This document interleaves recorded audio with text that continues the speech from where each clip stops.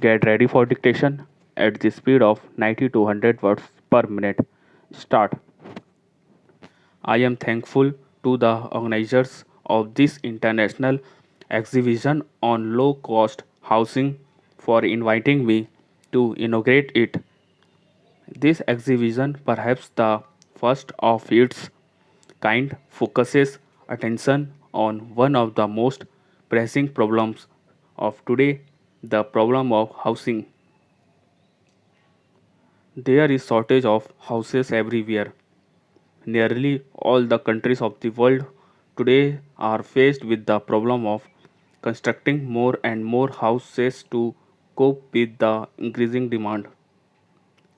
A reasonably comfortable house providing shelter against the inclemencies of weather and affording room for necessary rest and leisure is an elementary need of mankind. It is clear that if the present need is to be met to any reasonable extent, houses will have to be built on a huge scale.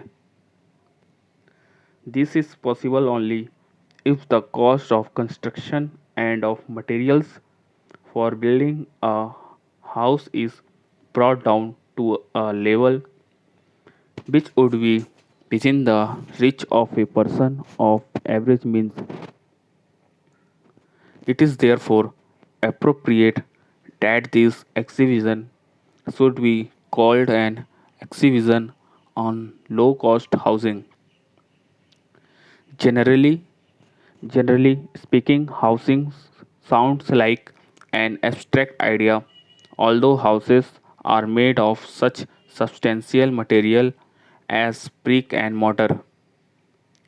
I believe one great contribution of this international exhibition will be to bring the problem of housing into the region of the concrete. The many exhibits displayed here are its unmistakable proof. You will agree that when it comes to bringing together in a practical way the existing knowledge on house building and design and to translating that knowledge into actual houses, this change in outlook would necessarily represent a great advance over the present position. This exhibition will provide a forum to professional men to exchange ideas and enable them to see the methods which have already passed the test are still engaging the attention of planners, engineers, and architects. To the layman who is in need of a house, this exhibition is bound to provide a goodly choice to select from. This choice will be real insofar as every house exhibited in this exhibition costs less than rupees 5,000. Besides demonstrating the various types of houses built from different materials, this exhibition will also stimulate proper interest in housing, not in the abstract problem of housing as such, which might be an alluring subject of discussion, but in houses themselves, houses promising roofs on tops and cozy shelter within. I particularly welcome the broad auspices under which the exhibition has been arranged, as the problem of housing, common to all countries and human beings all over the world, need houses to live in. It is only proper that such a venture should take the shape of an international forum for the common good of all. I am told exhibits have been received from many foreign countries including Burma, Ceylon, Australia, Finland, Germany, Austria, Indonesia, Israel, Singapore, Thailand, Sweden, Italy, the Fiji Islands, and the United Kingdom. By convening an international seminar on housing under the auspices of the United Nations Technical Administration, this exhibition has not merely added to its status but greatly widened its scope. This seminar, in which experienced architects and engineers from many countries are participating, will discuss such important subjects as improvement in building materials, construction methods, and programs for housing, etc. This will be followed by the ACAF, which is meeting in Delhi this month.